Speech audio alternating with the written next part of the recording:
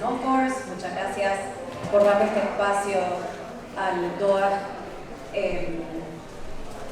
Yo voy a hablar un poquito del directorio, pero también me interesaba traer un estado del arte de las revistas en la región a través de los datos que nos ofrece el DOAG.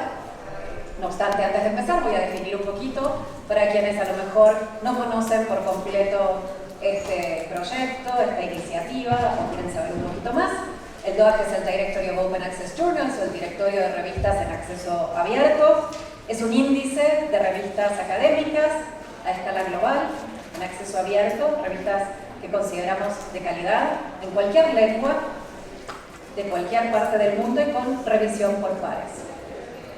También el DOAG es una base de datos pública, jurada, que puede consultarse tanto a través de una API como a través de la descarga de los datos que continuamente se están actualizando en el directorio y se pueden descargar en formatos simples como formato Excel para después poder ser mirados, y tenemos datos de todo tipo, desde los nombres de las revistas hasta los, las políticas de preservación, de evaluación, etc. También es un proyecto, he de decirlo, sin fines de lucro. No voy a hablar demasiado de los criterios o de nuestro formulario de 54 preguntas para postular la revista al directorio. Hay unas características muy básicas: publicar al menos 5 artículos en cualquier lengua por año, una revista que tenga su propia URL, que publique los textos completos de sus artículos en forma individual, evidentemente con un ISSN, pero lo que hacemos hincapié, como tal vez sepan los que ya han aplicado al directorio, es en la calidad de los datos que los editores nos ofrecen para considerar esa revista de calidad. Hacemos mucho hincapié en la revisión de los comités, en evitar los comités endogámicos, en revisar muy bien los derechos de autor, copyright, las licencias Creative Commons, la forma en la que los autores luego saben que esos artículos o set de datos van a ser compartidos.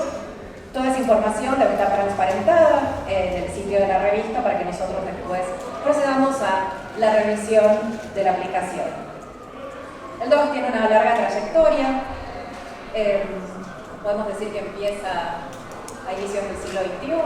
Aquí en la región, en América Latina, ya también se estaba innovando en cuestiones de acceso abierto. Recordemos que Latindex es un proyecto que empieza hacia 1994, pensando en las revistas en un catálogo para América Latina y el Caribe, y que se extiende luego hacia 1999 a España y Portugal. Hacia 2003, DOAG empieza también a pensarse como un directorio de revistas confiables, en acceso abierto. Hacia 2016 se establece un programa del que soy parte, que es el de embajadores en el mundo. Hay embajadores en todas las regiones, es un trabajo voluntario. Uno de los grandes logros del DOAG ha sido desde 2020 estar empezando a ser incluido en políticas de ciencia abierta.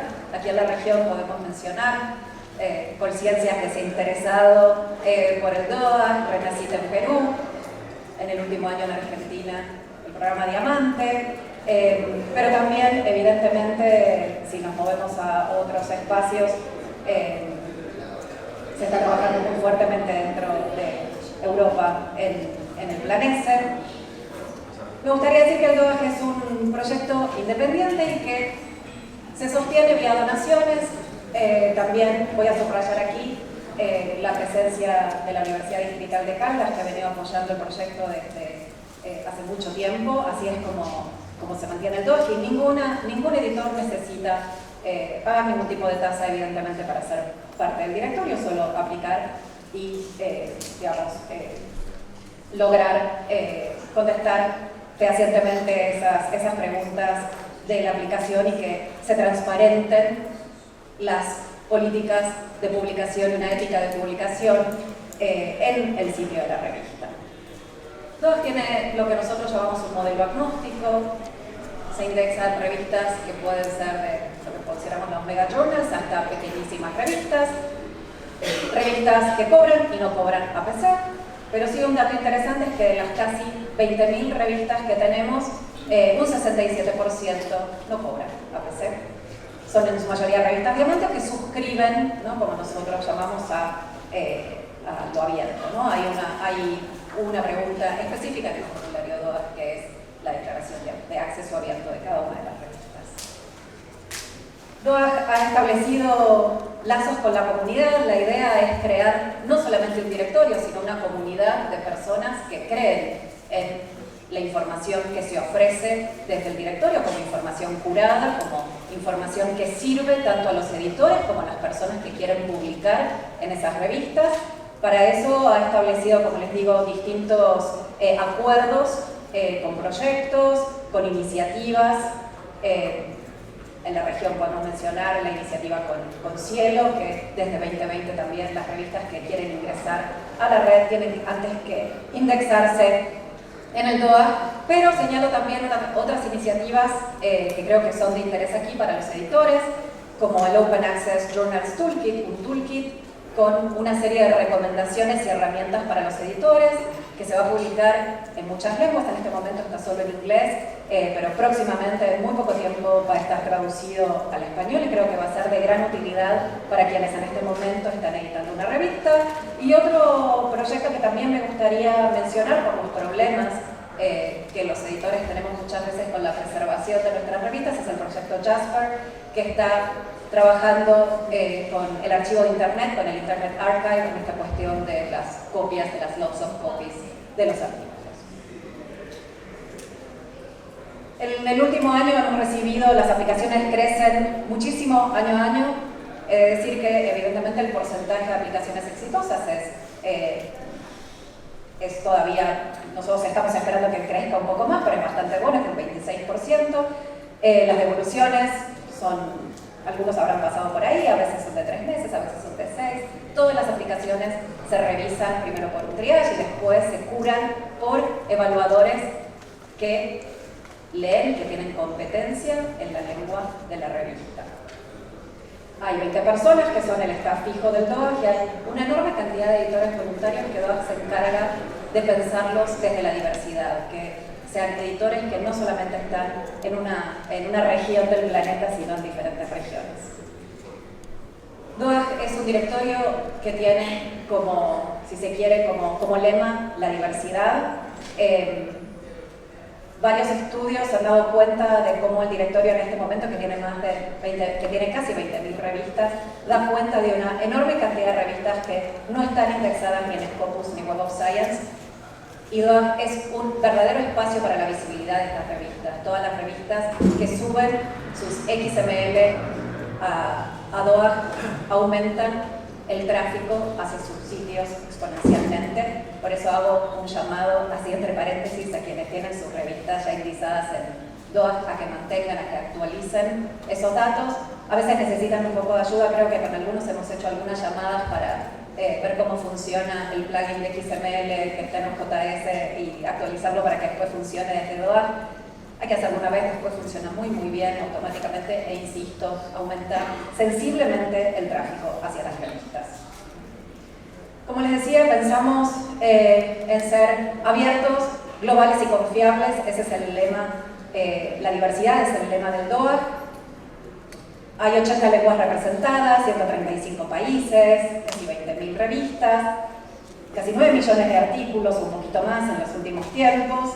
Pero evidentemente el DOAG tiene este alcance geográfico, que es un alcance geográfico impresionante, pero también, como verán ustedes, también está focalizado, ¿no?, en distintos países, algunos países con mayor cantidad de revistas, no solamente por la cantidad de revistas que tengan, sino muchas veces, como mostraré más adelante, por políticas al interior de los países que han favorecido la indexación en el DOAG. Esto ha pasado, por ejemplo, a la gente le impresiona mucho que uno de los más representados que se puede ver aquí en el mapa es Indonesia. Y uno pensaría, y bueno, tal vez para nosotros no es el centro de la publicación científica. Sin embargo, Indonesia tenía, por ejemplo, un gran problema con revistas predatorias. Entonces, uno de los proyectos que lanzaron fue pensar, en vez de estar continuamente pensando en listas negras, cómo hacer que las revistas mejoraran su calidad y que ingresaran en un directorio, si se quiere, de revistas no cuestionables, y así empezaron a indexar sus revistas en el DOAJ. Entonces, también esta cuestión del alcance geográfico siempre tiene que relativizarse también, ¿no? Desde los lugares donde se fomenta muchas veces dónde hay que indexar esas revistas y por qué es importante para un país tener en esos indexadores las revistas.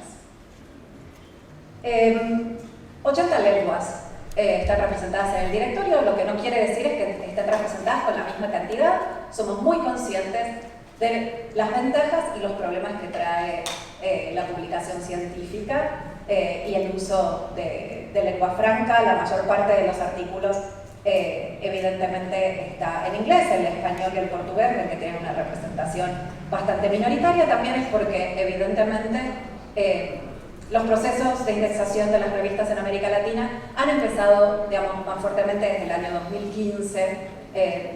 Años anteriores todavía no había, digamos, un tráfico tan importante de revistas que querían indexarse o no se conocía todavía demasiado bien. El programa de embajadores ayudó muchísimo en la divulgación del directorio, al menos en nuestras latitudes. Sabemos que tenemos mucho trabajo por hacer.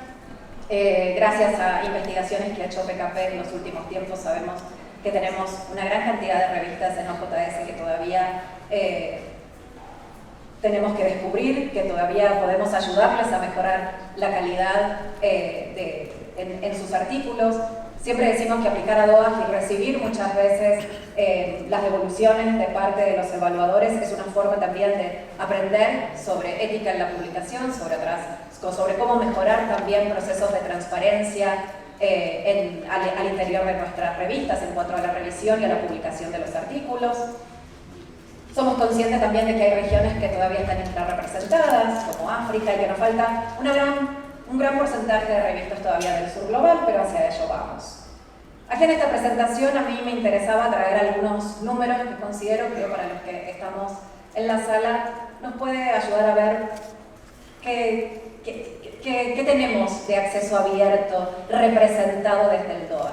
Como les digo, el directorio nos ofrece una posibilidad de hacer un trabajo de minería de datos de dos modos, utilizando la API de DOAJ o a través de la descarga de los datos, y desde ahí es de donde yo estuve trabajando. Esa es mi faceta de humanista digital, desde el Laboratorio de Humanidades Digitales, que también nos interesa mucho pensar la visualización de la información y pensar un poco también en estas variables de cuantificación y de calidad, traer estos números para compartir con ustedes un poco el objetivo.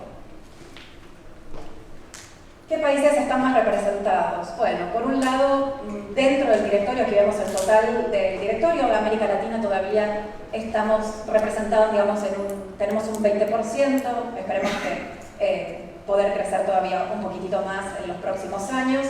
Brasil es el gigante que en este momento está mejor representado también por el impulso, ¿no?, desde Siglo Brasil, de las revistas ya indizadas en el directorio para poder ser parte de Cielo. Pero hay una gran cantidad de países que todavía poco a poco van indizando sus revistas, pero prácticamente hemos cubierto toda Latinoamérica. Países más representados o menos representados en este momento están casi todos en el directorio. Con lo que ustedes, si volvemos a la imagen global, tenemos un alcance geográfico bastante importante en América Latina. Los números aproximadamente son estos. De los países hispanohablantes podemos decir que Colombia lleva la delantera, le sigue Argentina, Chile, Perú, Ecuador, Uruguay. Paraguay y muchos otros países ya van siendo menores, pero digamos que entre Colombia, Argentina y México, los países hispanohablantes han empezado programas interesantes que sostienen también este flujo de revistas y sus aplicaciones hacia el directorio. Esto también lo pueden ver, estas son las cantidades de aplicaciones que recibimos ya a una escala global para que vean no solamente los países de la región, sino por ejemplo España, aquí presente también en nuestro auditorio, para ver un poco, bueno, cuáles son las aplicaciones y la tasa de rechazo también por cantidad de aplicaciones que recibimos de cada país. Son métricas que solemos compartir con cada uno de los países porque, insisto, No se trata, digamos que DOAG pretende construir comunidad, ayudar a las revistas a mejorar su calidad. Entonces la idea es no solamente transformarnos en un espacio donde estén listadas las revistas con sus características, sino también ayudar a los editores a conocer mejor sus contextos de publicación. Esta es una imagen sobre la cantidad de revistas Cielo que están en DOAG, que son en su gran mayoría, todavía nos faltan algunas, las que ya habían entrado en los distintos cielos antes de 2020, y toda esta información la tenemos y he de agradecer a la UNAM, que tiene este monitor de Cielo DOAG, que año a año también nos ayuda a tener datos más claros sobre revistas en acceso abierto en la región. Pasemos a algunos datos sobre, como les decía, sobre este trabajo de minería, ¿no? de data mining que hemos hecho sobre el DOAG. Revisemos un poquito primero cuáles son los temas que aparecen de cada revista en las keywords que tenemos en el DOAG para cada una de las revistas.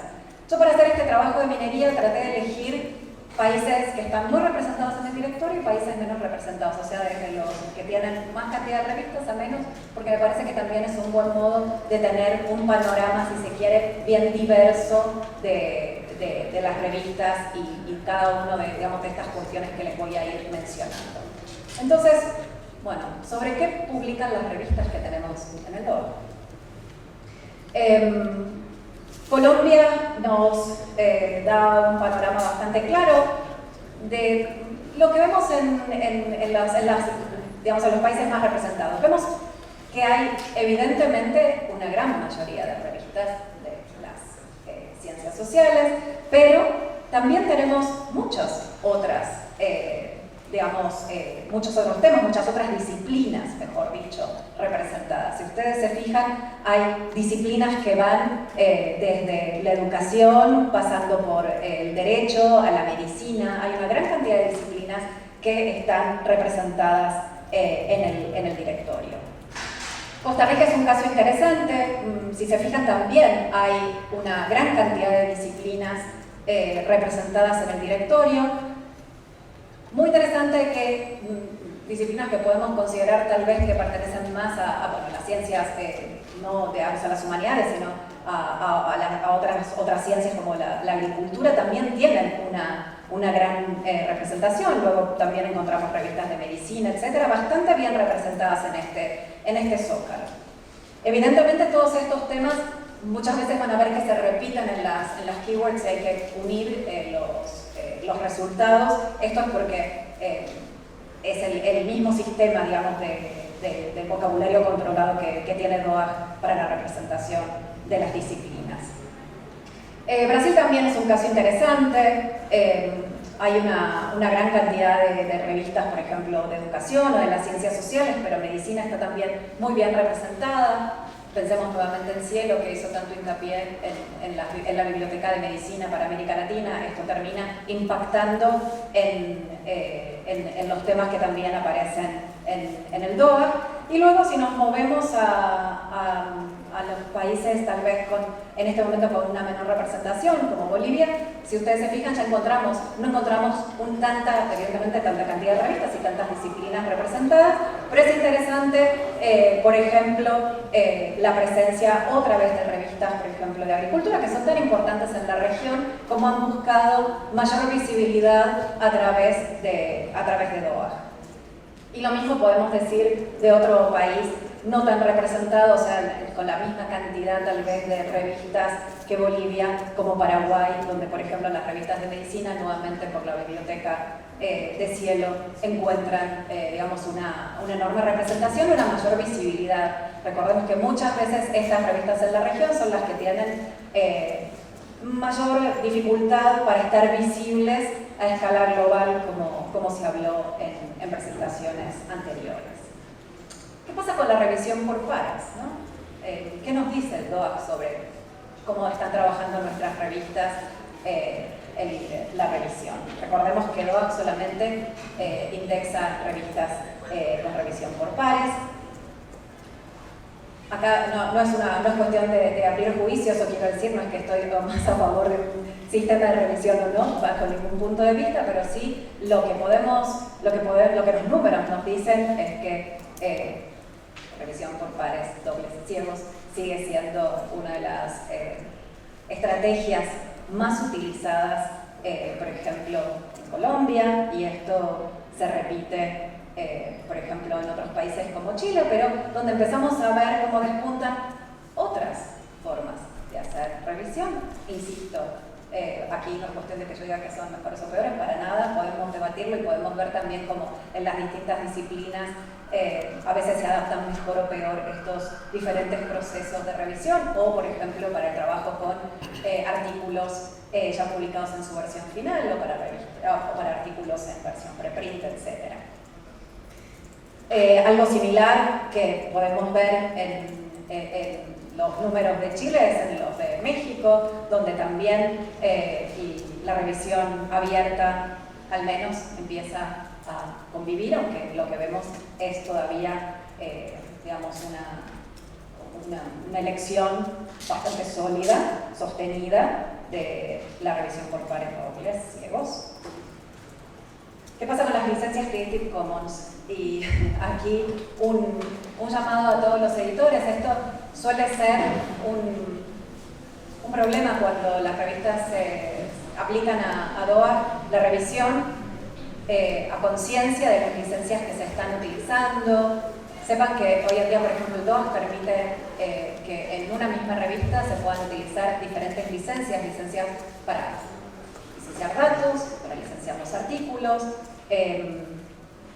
Hay que hacer una revisión bastante exhaustiva cuando estamos trabajando para las aplicaciones a DOA de los tipos de licencias que estamos utilizando. Nos encontramos con casos de revistas que nos dicen que utilizan un tipo de licencia y luego en el hipervínculo nos lleva a otra licencia, o no está bien declarada, o han cambiado sus licencias, que está muy bien. Una revista en su historia de vida puede cambiar sus licencias Creative Commons, pero lo tiene que declarar en el sitio de la revista, nos tiene que decir hasta tal año utilicé esta licencia y luego utilicé otra.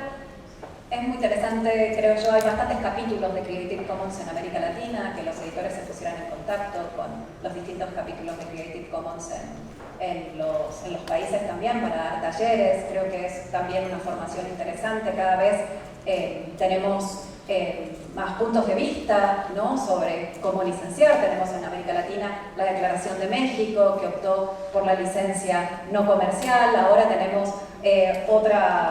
otras voces desde otras latitudes pidiendo que la licencia sea una CC BY, y tenemos puntos de vista que son discutibles desde un lado y otro. Creo que es un buen momento para abrir este debate con quienes han generado estas licencias, que son Creative Commons, así que es, digamos, una recomendación. Y algunos numeritos también sobre ello.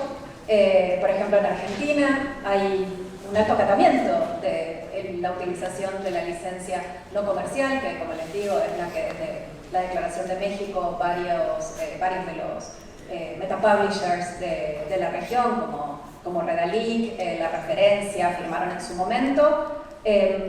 Interesante que también la licencia CC BY es bastante utilizada, con lo que vemos que también hay otros editores que optan por distintas licencias. Es menos frecuente revistas que en este momento estén licenciando los distintos tipos de contenido con distintas licencias, algo que sí se puede hacer, por eso insisto en ello. En Colombia encontramos un alto uso de la licencia No Derivatives, que, bueno, la licencia, como ustedes saben, más restrictiva, corta el reuso de, por ejemplo, para traducciones o republicación, por ejemplo, en un libro, etc. Solo un dato de color, por ejemplo, el DOAG para las revistas que quieren optar a su sello no acepta revistas que digamos, que utilizan esta licencia tan cerrada como la No Derivatives. Sin embargo, así todo, también vemos muchas revistas que utilizan la licencia CC BY, así que en el fondo, y hay, digamos, revistas que tienen sus propias licencias, con lo que evidentemente los números son altos, pero son variados. México es un caso interesante porque a pesar de que la declaración es la Declaración de México, la CC BY no comercial share alike tiene una utilización menor, por ejemplo, que la licencia, la no derivatives, digamos, la más restrictiva. Y vemos un alto uso de revistas que utilizan sus propias licencias, que es el primer caso, el de la Publisher's Own License. Interesante. Algo que también sucede, por ejemplo, en Bolivia más exponencialmente, con una menor cantidad, una menor variedad, una menor diversidad en el uso de licencias, en un caso también parecido a lo que sucedió en Argentina con el acatamiento de la licencia no comercial Share Alike. Un panorama, como les digo, un poquito menos diverso. Un panorama interesante en Chile, si se quiere tal vez influenciado por Cielo Chile y por la licencia CC BY, pero ven que hay un uso diverso de casi todas las licencias que están bastante bien representadas. Algo que evidentemente, bueno, los brasileños ya vienen trabajando hace rato, evidentemente con una enorme influencia de las políticas de licenciamiento de Cielo y la utilización de la licencia CC BY. Ven que el panorama también es muy poco diverso en la utilización de otros tipos de licencia o licencias diversas también en Brasil. Pasemos ahora a cuestiones que tienen que ver con el multilingüismo. Y solamente dos palabritas sobre las lenguas de publicación. La publicación científica implica también una revisión sobre las lenguas que utilizamos para la comunicación científica. El multilingüismo no siempre es algo que los editores desean y para muchos implica muchísimos desafíos, tener un equipo editorial que pueda leer en distintas lenguas. Muchas veces son decisiones que llegan a las revistas y las revistas deben acatar. Sin embargo, un panorama multilingüe es, si se quiere, el más deseado. Recordemos que hay declaraciones de la UNESCO desde 2003 sobre el multilingüismo y el ciberespacio.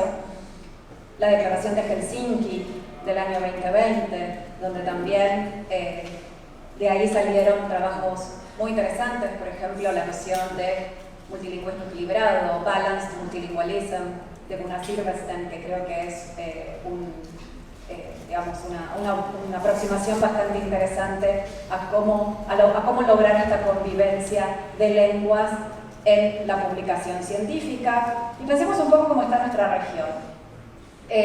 Un dato interesante: Estados Unidos tiene casi unas 1.100 revistas indizadas en el DOA.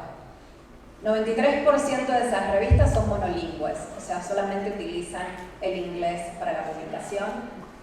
El resto, ese restito apenas, son revistas multilingües, o sea, casi más del 90% de las revistas publican en una sola lengua. ¿Qué pasa en nuestra región? El panorama es todo lo contrario, y aquí iba a lo que decía en un principio, ¿no? Son cuestiones que muchas veces llegan a los editores y los editores deben lidiar con estas cuestiones relacionadas con el multilingüismo desde sus beneficios y desde sus desafíos también.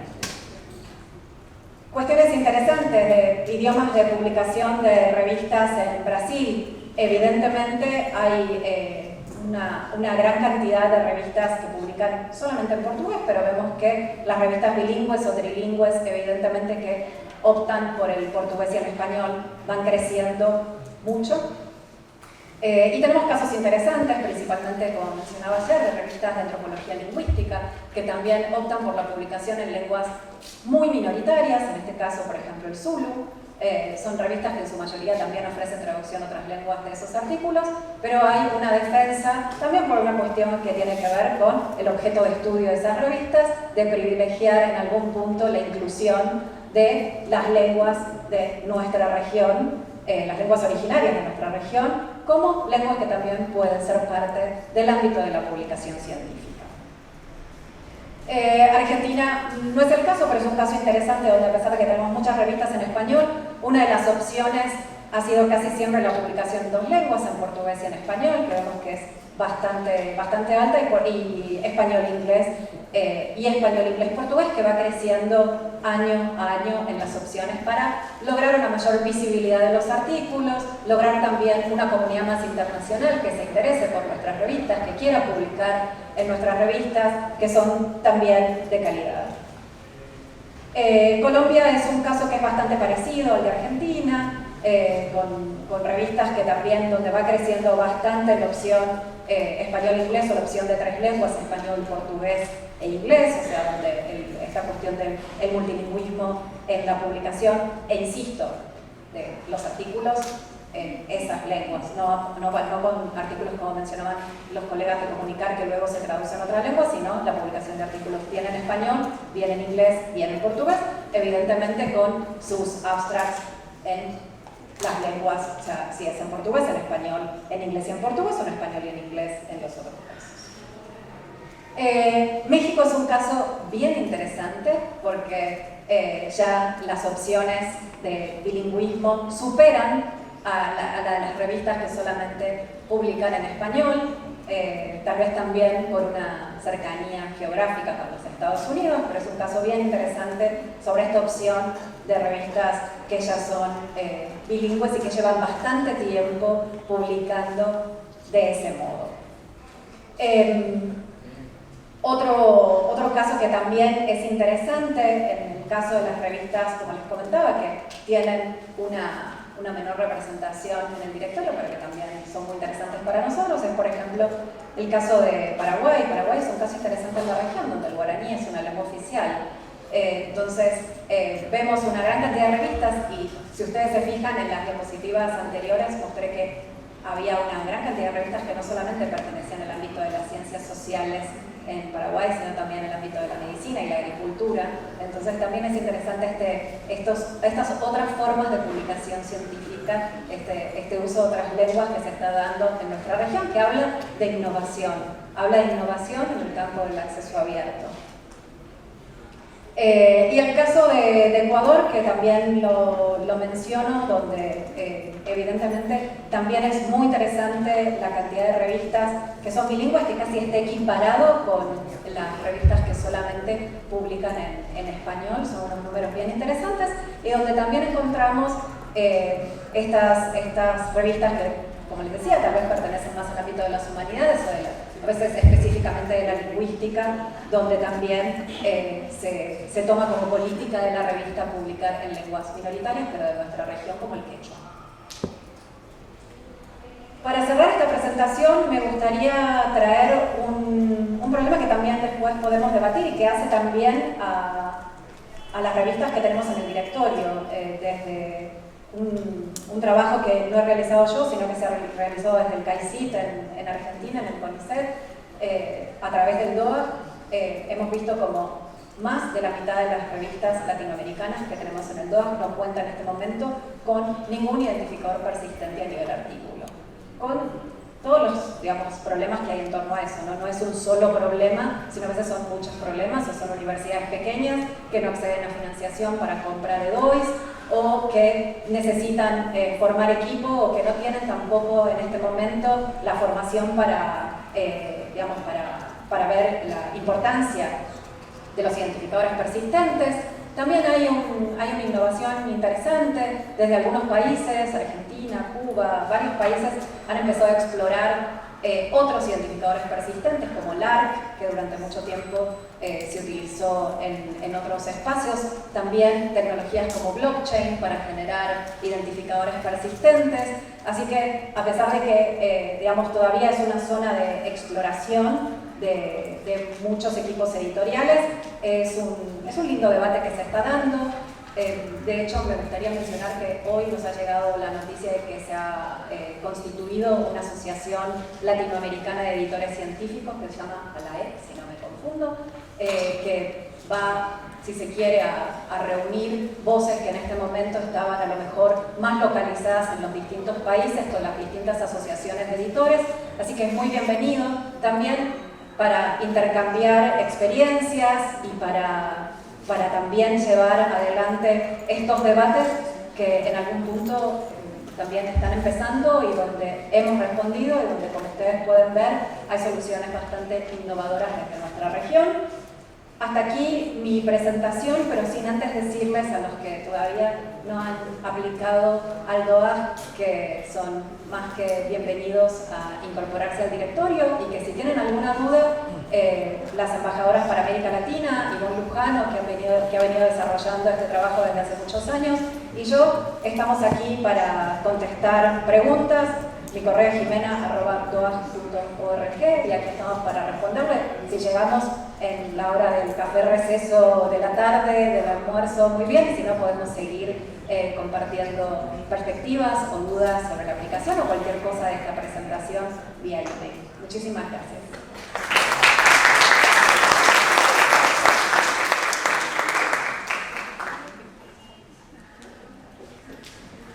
Jimena, muchísimas gracias por tu presentación. A continuación vamos a abrir vamos a hacer unas 2 o 3 preguntas de parte del público para Jimena. Les vuelvo a recordar que ya va a estar el resto del día de hoy y el día de mañana para que así le puedan, con sus inquietudes, hablar con ella. Jimena, muchas gracias por la presentación. Siempre es muy grato escuchar novedades de DOAG porque también son novedades acerca de cómo estamos evolucionando y también nos generan muchas dudas. En la presentación mencionabas la revisión sobre las licencias en general en los países que nos comentaste los resultados. Y pues sí, hay una situación muy heterogénea en cómo las estamos utilizando. Puede ser que yo esté desinformado, realmente el nivel de detalle que tengo específicamente sobre la aplicación puede ser relativamente vago, pero además de la recomendación en licencias, desde DOAG se hace alguna sugerencia en términos de embargos para los textos originales o también usos secundarios. Los usos secundarios son parte de lo que facilita a las sociedades de gestión colectiva hacer un cargo a bibliotecas o al público. Cuando se logra que en el producto original no se tengan este tipo de restricciones, hay mayor libertad para compartirlo y hay un menor riesgo de que las bibliotecas tengan que tener algún tipo de erogación. Desde la perspectiva de DOAG, ¿han revisado algo de este estilo? ¿En la aplicación se considera algo? Muchas gracias. Gracias. No, nosotros no hacemos ningún tipo de recomendación, solo nos limitamos a ayudar a las revistas cuando tienen dudas en la elección de sus licencias. Por ejemplo, el Toolkit de revistas en acceso abierto, el Open Access Journals Toolkit, también hace una revisión sobre los distintos tipos de licencias y los límites que impone cada uno, los beneficios de cada uno, porque consideramos también que hay tradiciones también dentro de las mismas disciplinas que a veces implican el uso de una u otra licencia. Pero nosotros no vamos más allá de esas cuestiones específicas. La idea es ayudar a los editores a que, si tienen dudas sobre la elección de una licencia, nos podamos guiar, pero principalmente ayudarlos a exponer bien cómo están utilizando esas licencias en las revistas. Insisto que muchas veces se hacen cambios en las licencias y no se explica bien hasta qué año se utilizó una no derivative y luego se pasó a una CC BY. Todas esas cuestiones tienen que estar transparentadas en la revista. Pero nosotros no damos ni siquiera talleres sobre esta cuestión, por eso insisto que un recurso que me parece importante y que tenemos que aprovechar es el conocimiento de la gente que ha desarrollado las licencias Creative Commons y que hay capítulos en nuestra región para trabajar con ellos y para pensar también todas estas cuestiones que vos estabas mencionando, que a mí me parecen también muy importantes y en algún punto también urgentes para resolver.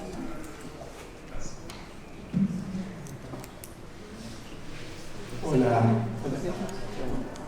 ¿Sí sigo yo? Mira, muchas gracias por todo. Quizás hacer una pregunta de manera de reflexión y con todo respeto de Ángel y Arnaldo, porque hubo un contrapunteo ahí respecto al idioma de publicación. Pues, sé que Ángel y Arnaldo está representando una revista Q1, y en lo específico son 7.000 lenguas en el mundo, 95% son lenguas indígenas y cada 2 semanas se pierde una lengua indígena. En la revista que estoy editando, a mí me hubiese encantado extender la invitación a autores de lengua portuguesa y el comité en general votaron que no, pues queremos una indexación más internacional, específicamente a los copos. Entonces La pregunta es específica. ¿DOAC tiene pensado un canal, un puente de comunicación con Scopus hacia la recuperación de estas mal llamadas lenguas muertas? Es decir, a que una revista multilingüal pueda ser susceptible de ser indexada en Scopus, como lo vimos con Ángel Hernando, digamos, la gran apuesta pues, es muy visible que es en inglés, y nuestros contenidos cada vez, el llamado es a publicar más en inglés. Nosotros estamos haciendo un esfuerzo pues, monumental de que todos los contenidos se volquen hacia allá, obviamente con personal certificado, pero sí nos encantaría sobre todo rescatar o extender la invitación a que tengamos más presencia en otros idiomas. Esa es la pregunta, como que si DOAC, siendo un ente... No, DOAC es un directorio, nosotros nos limitamos a ver, no, gracias a ti, a analizar esos datos y a pensar un poco, bueno, cuáles son los fenómenos alrededor de las lenguas, pero no tenemos programas específicos. Sí, he de decir que en los últimos tiempos hemos asistido a muchas de las conversaciones, a ver si vuelvo rápidamente a la diapositiva de los trabajos conjuntos con otros consorcios. Hay desde Europa hay iniciativas muy interesantes como Óperas, que está trabajando en la cuestión del multilingüismo, en la publicación científica, e insisto, nosotros lo vemos como un objeto de estudio complejo. Aquí no es que estamos, digamos, no es un partido de fútbol donde estamos a favor de uno u otro, sino que nos limitamos un poco a ver cuáles son los fenómenos también en otros países europeos. Hay países de la Europa más oriental, como que tienen sus propias tradiciones también de publicación, donde también hay toda una cuestión de revisión de los beneficios y, como decía, las limitaciones muchas veces de los distintos comités, que por eso yo también lo nombraba, a la hora de poder leer en todas esas lenguas en las que queremos que nuestra revista publique. Con lo que insisto, yo aquí lo que traigo son datos y datos de interés para ver un poco, bueno, qué están haciendo nuestras revistas también en la región, cuáles son los datos que a través del DOAC nosotros podemos ir monitoreando. Creo que nuestro trabajo es más el de un monitor que el de hacer recomendaciones específicas a las revistas en ese sentido.